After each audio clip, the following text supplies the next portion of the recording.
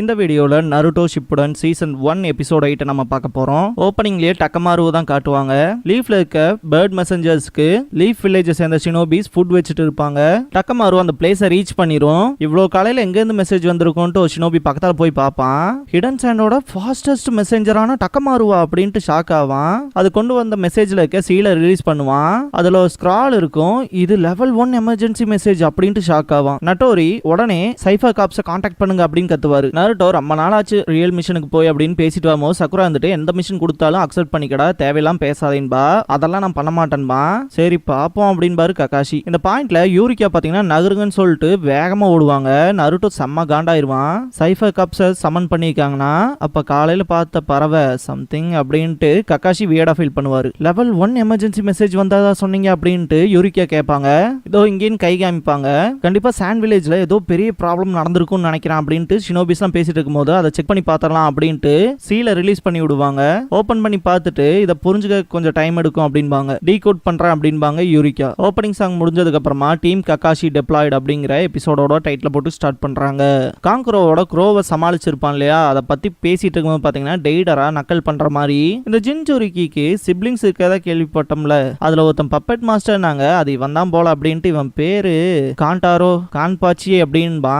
காங்குரோடா அப்படின்னு கத்துவான். காங்குரோ எத்தனை தடவை அவனோட பப்பட்டை யூஸ் பண்ணி அட்டாக் பண்றதுக்கு ட்ரை பண்ணாலும் ஈஸியா தடுத்துருவான். சசோரி, நான் தான் உன் ஆப்போனன்ட்னு சொன்னேன்ல, டெய்டரா நீ என் வழியில குறுக்க நிக்கிற, டைம் வேஸ்ட் பண்ணாம நீ முதல் கிளம்பு அப்படின்றவான். அவ்வளோ ஈஸியா விட்டுற மாட்டேன்பான் காங்குரோ. சசோரி செம காண்டா இருப்பான். என்னை திரும்ப சொல்ல வச்சிடாத, நான் தான் உன் ஆப்போனன்ட் அப்படின்ட்டு அட்டாக் பண்ணுவான். இவனை போட்டு தான் போய் அடுத்து அவனை சேஸ் பண்ணும் போல அப்படின்னு திங்க் பண்ணுவான் காங்குரோ. பாக்கி சைட் காட்டுவாங்க. இன்னுமே ட்ராப்ஸ் இருக்கலாம், அதனால பார்த்து ஒர்க் பண்ணுங்க அப்படின்பாரு. பர்சியூட் டீம் பாத்தீங்கன்னா ரெடி ஆயிரும். பாக்கி இவங்க சொல்ற மெயினான விஷயம் என்னன்னு பாத்தீங்கன்னா காங்குரோவை சேஸ் பண்ணி போங்க. இன்ஃபேக்ட் உங்களுக்கு பேட்டில் இறங்க வேண்டிய சிச்சுவேஷன் வந்தாலும் சண்டை போட வேணாம், அவங்களோட ஹைட் அவுட்டை மட்டும் கண்டுபிடிக்கிறதுக்கு எப்படியாச்சும் ட்ரை பண்ணுங்க. காசேகாகே ரெஸ்கியூ டீம்ங்கிறது அவங்களோட ஹைட் அவுட்டை கண்டுபிடிக்க வேண்டியதான் ஃபர்ஸ்ட் பிரியாரிட்டி. ஏதாவது சில இன்ஃபர்மேஷன்ஸோடனாவது வர மாதிரி பாருங்க அப்படின்பாரு.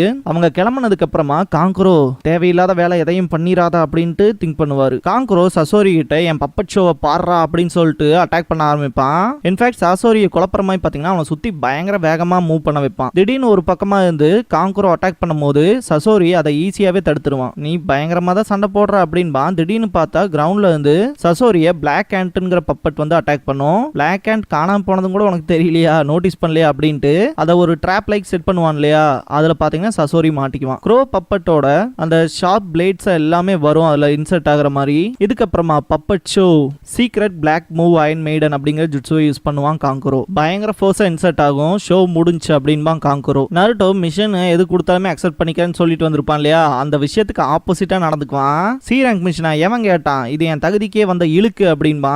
சக்குராக்கெல்லாம் பயங்கர கடுப்பா இருக்கும். இவன் என்ன சொல்லிட்டு வந்தா இங்க வந்து என்னடா பண்ணிட்டு இருக்கான் அப்படிங்கிற மாதிரி. ககாஷி மனசுக்குள்ள செல்ஃபிஷா நடந்துக்கிறான் பாரு, அப்புறமேல அதை என்ன புடிச்சல பேசும் அப்படின்ட்டு திங்க் பண்ணுவாரு. எப்படிதான் ரியாக்ட் பண்ணுவான்னு எனக்கு தெரியுமாச்சேன்னு சொன்னாடே.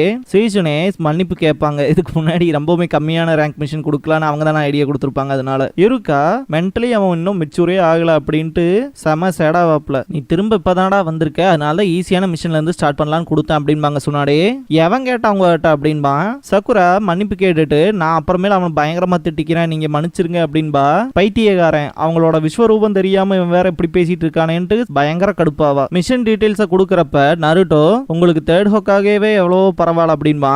ஏதாச்சும் சொன்னையாடாங்கும் போது சக்குராலாம் ரொம்பவுமே பயப்பட்டு நருட்டோட கழுத்து பிடிச்சு நிற்க ஆரம்பிச்சிருவா. வாய மூடுறா குரங்க அப்படின்னு. இந்த பாயிண்ட்ல யூரிக்கா வந்து ரொம்பவுமே எமர்ஜென்சியான மிஷன் வந்து சாண்ட்ல இருந்து அனுப்பிச்சாங்களே, அதை வந்து ரிப்போர்ட் பண்ணுவாங்க ஃபிஃப்த் ஹோக்காகே கிட்ட. டீகோட் பண்ண மெசேஜை காட்டும் போது என்ன அப்படின்ட்டு ஷாக் ஆவாங்க சொன்னாடே. காங்குரோ அவனோட பிளாக் அண்ட் பப்பட்டை யூஸ் பண்ணி சசோரியை கேப்சர் பண்ணிருப்பான். அந்த இடத்துல இருந்து பாத்தீங்கன்னா மண்ணு மட்டும் தான் வரும். என்னடா இருக்குன்ட்டு உள்ள ஓபன் பண்ணி பார்த்தா சாண்ட் க்ளோனா இருக்கும். காங்குரோக்கு பேக் சைடுல அப்பியர் ஆவான். லீஃப்ல காட்டுவாங்க.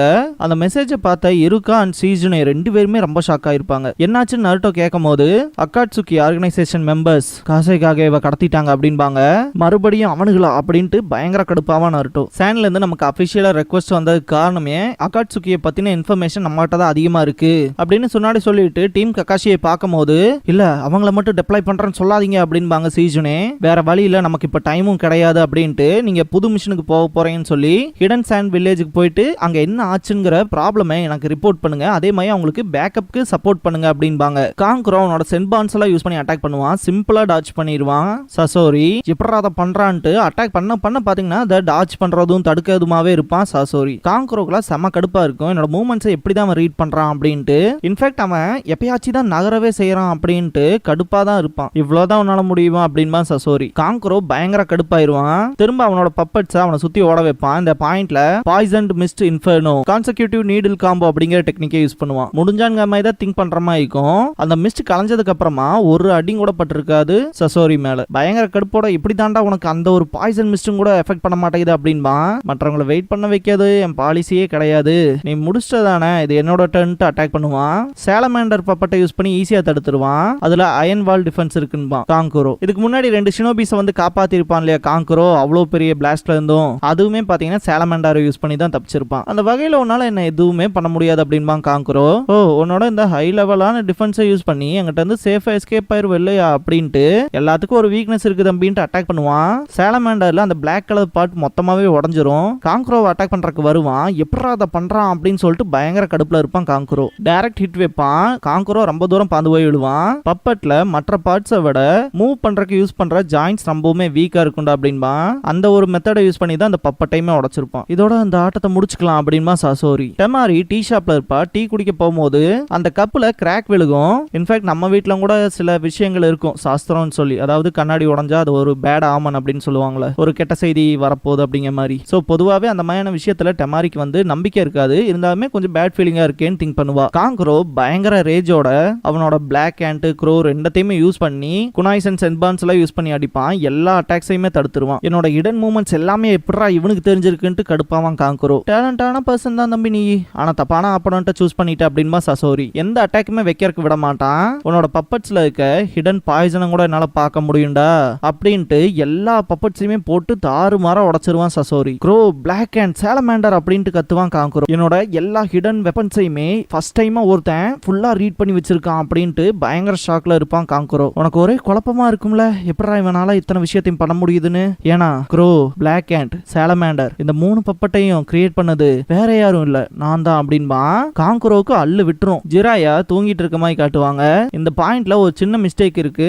ஜிராயாவோட நெஞ்சில பாத்தீங்கன்னா ஒரு பெரிய தழும்பு இருக்க வேண்டியது, அதை பாத்தீங்கன்னா இந்த இடத்துல மிஸ் பண்ணிருப்பாங்க. அந்த தழும்பை இந்த எபிசோட்ல காட்ட மாட்டாங்க, ஃபியூச்சர்ல தான் நம்ம பார்க்க போறோம். ஏன் ப்ரோ ஃபியூச்சர்ல பார்க்க போற எபிசோடுக்கு எதுக்கு இங்க பேசிட்டு இருக்கீங்கன்னு எல்லாத்துக்கும் டவுட் ஆகலாம். டைம் லைன் வைஸ் பாத்தீங்கன்னா அந்த ஒரு தழும்பு இதுக்கு முன்னாடியே வந்து கிரியேட் ஆயிருச்சு, இன்னும் நம்ம கிட்ட காட்டல, அவ்வளவுதான். உங்களுக்கு புரிஞ்சிருக்கும்னு நினைக்கிறேன். ஜிராயாவை எழுப்புறக்கு அந்த டோட் மெசஞ்சர் பாத்தீங்கன்னா பயங்கர ஸ்ட்ரகிள் பண்ணும். ஸ்க்ரால் இருக்கும். அந்த மெசேஜ் பார்த்தோன்னே ஏன்டா முட்டா பையில இதை முதல்ல சொல்ல மாட்டேடா அப்படின்ட்டு நம்ம தூங்குறக்கான நேரம் இது இல்லை அப்படின்ட்டு கிளம்புவாரு. கடைசியில என்னையுமே ஒருத்தன் எனக்காக வெயிட் பண்ற மாதிரி பண்ணிட்டீங்களாடா அப்படின்ட்டு. இருந்தாலுமே அது நல்ல ஃபன்னா தான் இருந்துச்சு. இதுக்கு முன்னாடி நான் யாரோட இந்த அளவுக்கு ஃபைட் பண்ணது இல்ல, என்னோட ஜூனியர் கூட ஃபைட் பண்ணது சந்தோஷம் அப்படின்பா சசோரி. அப்படின்னா நீதான் பப்பட் யூனிட்டோட கொண்டாடப்பட்ட மாஸ்டர் கிராஃப்ட் மேனா Sasori of the red sand அப்படின்பா காங்குரோ. டேல் சிம்பிளை காட்டுவாங்க அந்த பப்பட்ல. பரவாயில்ல குழந்தைகளுக்கும் கூட என்னோட பேர் தெரிஞ்சிருக்குங்கிறதுல எனக்கு கௌரவமா தான் இருக்கு அப்படின்பா சசோரி. நீ சேண்டை விட்டு போய் 20 வருஷத்துக்கு மேலாச்சு திரும்ப எதுக்குடா வந்த அப்படின்பா சசோரி. சாக போறவனுக்கு இதெல்லாம் தேவையா அப்படின்பா.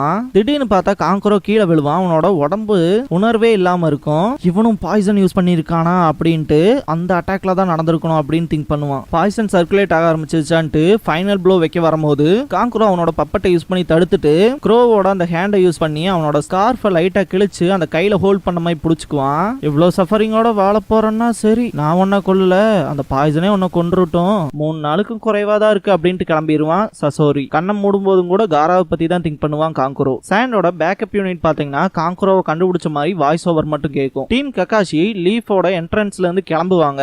இருக்கா நருட்டோக்கு குட் லக் சொல்லுவாரு, தேங்க்ஸ் பண்ணிட்டு கிளம்புவான். ஜிராயா இந்த இடத்துக்கு வந்துட்டு புது மிஷனா அப்படின்ட்டு ஒரு முக்கியமான விஷயம் பாரு. சுனாடே கிட்ட அக்காட்சுகி சாண்ட் வில்லேஜ்லன்னு சொல்ல வரும்போதே எல்லாமே தெரியும், அந்த மிஷனுக்காக தான் இவங்களை தாட்டி விடுறேன் சாண்டுக்கு அப்படின்பாங்க. ஜிராயா நருட்டோவை பார்த்துட்டு அக்காட்சுகிக்கும் நருட்டோவுக்கும் இடையில இருக்க விஷயம் உனக்கு தெரியுமா தெரியாதா அப்படின்னு கேட்பாரு. தெரியும், இருந்தாலும் வேற வழி இல்லை அப்படின்றவாங்க சுனாடே. கடுப்பான ஜிராயா ஜிராயா நருட்டோ ஒரே செகண்ட் நீங்க வாடா அப்படின்னு சொல்லி கூப்பிடுவாரு. அக்காட்சுகி கிட்ட மட்டும் முட்டாள்தனமா எதையும் பண்ணிராத அப்படின்பாரு.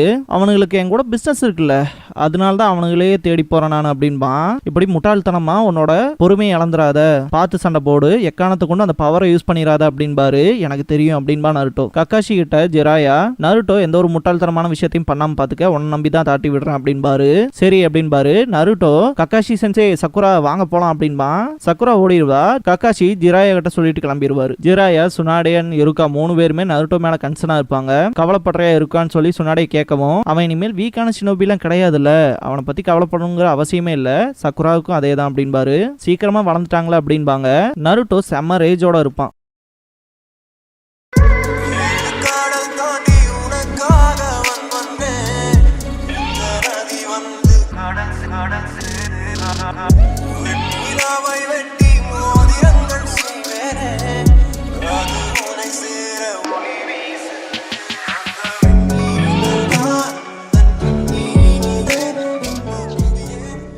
க்ளோசிங் சாங் முடிஞ்சதுக்கு அப்புறமா நெக்ஸ்ட் டைம் த ஜின்சுரிக்கிஸ் டிஎஸ் அப்படிங்கிற எபிசோட பார்க்க போறீங்க அப்படின்பா நருட்டோ. இதுக்கப்புறமா ஆன்போ இன்வெஸ்டிகேஷன் ஸ்க்ரால ஓபன் பண்ணுவாங்க. சுனாடே லீஃபுக்கும் சாண்டுக்குமான அலையன்ஸை பத்தி பேசுவாங்க. சுனின் எக்ஸாம் நடந்தப்ப பாத்தீங்கன்னா லீஃப்ல எந்த ஒரு ப்ரிப்பரேஷனுமே இல்லாத டைம்ல அட்டாக் பண்ணிருப்பாங்க. இந்த ஒரு சம்பவத்தினால தேர்ட் ஹோக்காகே இறந்திருப்பாரு.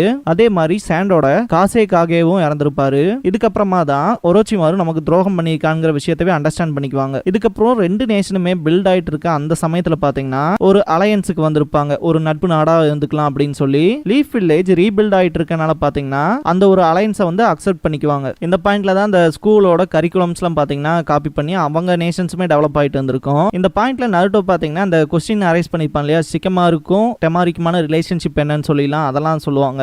எப்படியா இருந்தாலும் இந்த சாண்டுக்கும் லீஃபுக்குமான இந்த அலையன்ஸுங்கிறது நல்ல ஹெல்த்தியா தான் போக போகுது அப்படின்பாங்க. அந்த ஸ்க்ரால்ல சீல் பண்ணுவாங்க, அதுல அப்னு எழுதிக்கும், அதாவது இந்த ஒரு விஷயத்தை கண்டினியூ பண்ணலாம் அப்படிங்கிற மாதிரி. இதோட இந்த எபிசோட் முடியுது.